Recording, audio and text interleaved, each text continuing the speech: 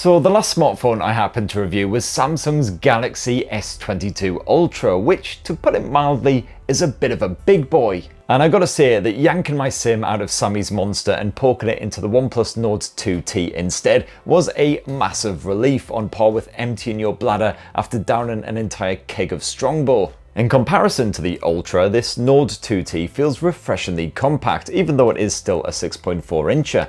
If you caught my unboxing, you'll know this blower isn't exactly a massive upgrade over the older Nord 2, hence it's called the Nord 2T, not the Nord 3. You'll find a lot of the same hardware from that Nord 2 packed into this T model, including basically the same camera hardware, but on the flip side, the Nord 2 was one of my favourite mid-range mobiles of last year. So did they really need to change it up that much? And is the Nord 2T going to be one of my favourite mid-range mobiles of 2022, worthy of a place in your pocket, purse or pants? Well, I've been using it as my full-time phone, so here's my OnePlus Nord 2T review, and for more on the latest and greatest tech, please do subscribe and ding that notifications bell. Cheers!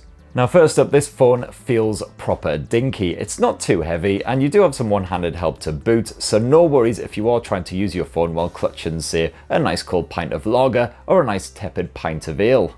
And it's a pretty tough bugger to boot. You've got that Gorilla Glass 5 display, you've got a pre-installed screen protector for added durability, and around back, Gorilla Glass 5 once again, and so far, touch wood, after a good few days of being banged about the place, no scratches or chips or anything to speak of. This right here is the shiny Jade Fog model, and it is a bit of a grubby bugger admittedly. That mirrored finish is nice and all, but it doesn't enjoy being fondled with fingers that have just been all over deep fried chicken wings. So certainly over the last few days there's been plenty of this going on, trying to get off the worst of the grime. And while there's no official IP rating for water resistance, the OnePlus Nord 2T has no issues with being absolutely doused with water. If you live around London, you may recall last Wednesday there was a sudden violent thunderstorm and downpour at around 11 PM. Well, I just happened to be staggering back from a Google thing at that time, and myself and the OnePlus Nord 2T got absolutely soaked. We were both about as moist as we could possibly be, and yet the OnePlus Nord 2T is still functioning absolutely fine.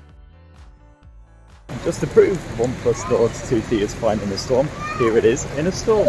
Now on the software side, no shocks there. OxygenOS 12.1 on top of Android 12, complete with a couple of years of Android OS updates and 3 years of security updates. And yeah, I've heard lots of complaints that it feels like OxygenOS is kind of losing its identity a bit. It's just slowly morphing into basically Color OS now that OnePlus and Oppo are getting all smushy, super, you know, bleh. And yeah, fair enough, I can't really argue against that, but at the same time, all of your fan favourite features are still packed away inside of the OnePlus Nord 2T. You've got your Zen and Life modes, which can help to block out unwanted distractions, so the phone only buzzes you with notifications from people you actually like. The smartphone personalization options are still very strong indeed, although those Bitmojis can definitely get right in the sea and just stay there. And I do prefer the new game mode as well, although for some reason it seems to be a complete twat for me to pull out that menu while playing. Sometimes it takes a couple of swipes. Maybe that's just me being cack-handed as usual. And you even still have the good old dependable alert slider up top here as well, so you can quickly flick it into silent mode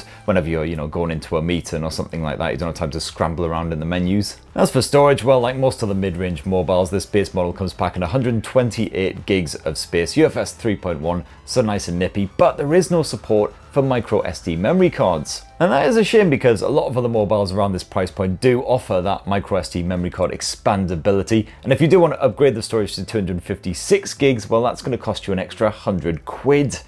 Oof. Now the OnePlus Nord 2T sports a 6.43-inch AMOLED display, and it's as good as any other that you'll find at this price. It's a full HD Plus panel boasting smart contrast, including full HDR10 Plus streaming support, along with some appropriately poppy colour reproduction. No complaints at all here, especially as that selfie sphincter is tucked away neatly into a corner, causing minimal amounts of havoc. OnePlus has apparently used a fresh new ambient light sensor for adjusting the brightness automatically, and this seemed to work perfectly too. I can't actually remember manually tweaking the brightness a single time. As for the refresh rate, well, this can be scaled between 60 to 90 Hz. You've got that fast refresh for a nice silky smooth experience, or you can bump it down to 60 if you'd rather preserve battery life, but more on battery life later.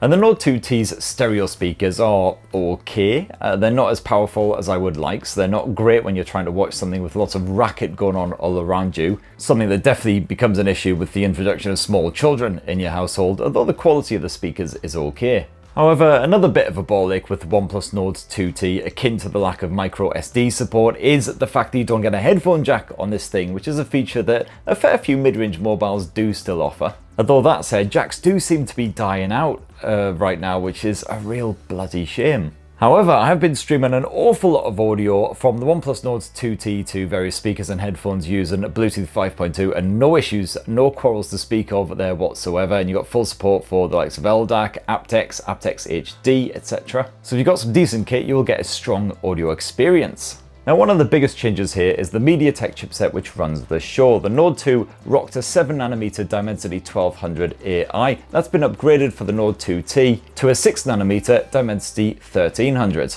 And the version of the Nord 2T that I've been reviewing is the base model with 8GB of RAM, but you can upgrade that to 12GB of RAM again for that £100. Well, I gotta say, the overall everyday running of this thing was perfectly fine, certainly with the 8GB of RAM. That was more than enough. Occasionally one of my apps would get stuck in a kind of permanent state of buffering randomly, kind of like my brain on a Sunday morning before I've quaffed my own body weight in Nescaf. But touch wood, after a recent over-the-air update, that problem hasn't popped up anymore, so hopefully it's just shitty water under the bridge. That Dimensity 1300 chipset has been optimized for gaming, and certainly I've got bugger all complaints on that front. Everything I tried to play on the OnePlus Nord 2T ran really well, although I did keep Genshin Impact on the lower graphics settings to avoid regular drops in the frame rate. The onboard gaming tools allow you to tweak the screen sensitivity, which is a godsend for frantic online murder sims like Call of Duty, allowing you to pull off grisly headshots with glee, or at the very least occasionally point your machine gun in the right general direction before some bloody school kid blows your nuts off. And I had no issues whatsoever with overheating either, even after an hour plus of gaming constantly on this thing. It was starting to get ever so slightly toasty, but nothing even slightly worrying. And connectivity, excellent as well. You've once again got 5G and Wi-Fi 6 support on this thing, so no issues with getting online, downloading, uploading, whatever you want to do. Now, battery life here on the OnePlus Nord 2T is rather bloody good, gotta say. You got a 4500 mAh capacity cell crammed in there, and this never ran out of charge before the end of even quite an intensive full-on busy day. In fact, most days I staggered to bed with at least 20% still left in the tank, and that's with around 5 to 6 hours of screen on time and plenty of audio and podcast streaming in the background on top. If you were to go away for a weekend and you were really conservative with your use, you could just about stretch a full weekend's of use from a single charge. But then on top of that, you've also got 80-watt fast charging as well, so you can plug it in just for 10 minutes or so and get hours of use out of it again. It's particularly great if you want to give it a quick boost before heading out on the town for an evening or something like that, or if you forget to charge it overnight, or you simply don't want to charge it overnight. But even if you are a little bit skeptical about leaving it plugged in all night long, you don't need to be. You got full adaptive battery charging tech on here, so it won't overcharge, and this helps to prevent long-term battery damage.